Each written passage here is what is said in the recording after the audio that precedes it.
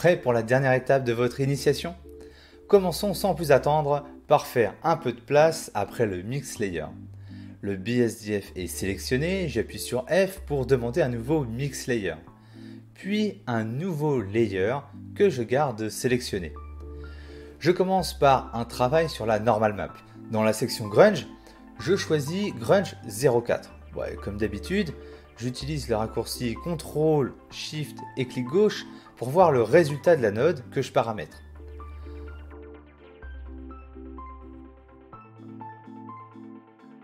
On connecte la sortie normale à l'entrée normale du layer.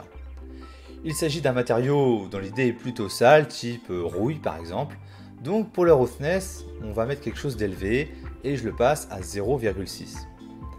On va maintenant mettre un peu de variation dans la couleur. Pour ça, on va réutiliser la node Grunge 00 qui nous a servi pour les variations de couleur du matériau de base.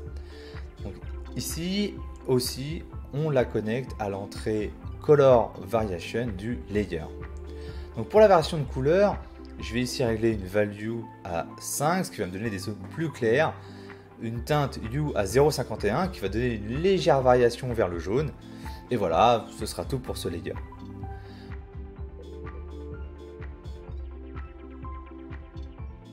Maintenant, la question est où est-ce que ce matériau doit apparaître? Donc, je veux le voir dans les cavités. C'est donc très simple, je sélectionne le Mix Layer, F, Cavity. On peut voir la sortie de la node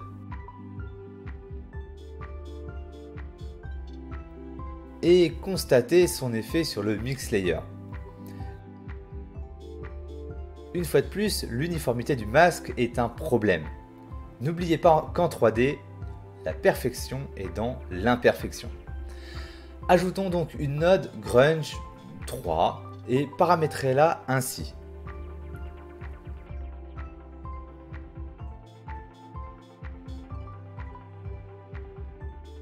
Et connectez-la à l'entrée texture. On est d'accord, le résultat est bien plus naturel.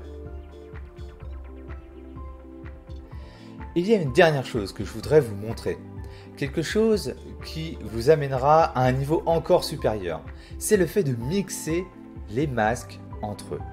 C'est ce que j'ai fait pour cette image, pour placer les traces de doigts dans la poussière ou encore dans cette image pour faire en sorte que certains impacts ou rayures fassent aussi apparaître le métal sous la peinture. Revenons à notre matériau et ajoutons une node Grunge Gradient. Vous aurez l'occasion de jouer avec les paramètres pour comprendre leurs effets, et pour le moment, je vous donne directement les valeurs qui vont bien dans le cas qui m'intéresse.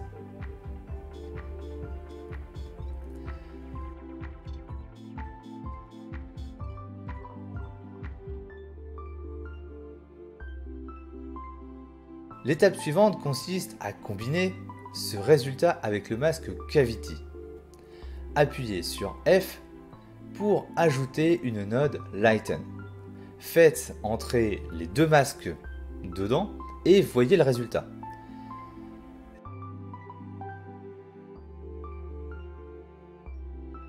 C'est cette node qui doit maintenant être connectée à l'entrée masque du Mix Layers à la place du Cavity qui était là avant.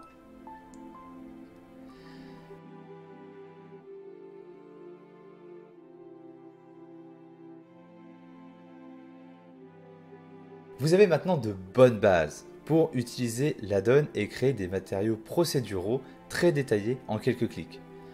Vous avez placé une vingtaine de nodes, mais sachez que le matériau en comporte en réalité presque 700. N'oubliez pas non plus que Fluent vous permet de créer, mais aussi d'améliorer des matériaux déjà existants ou de rajouter des détails dans votre workflow habituel. Faites-vous plaisir et à bientôt.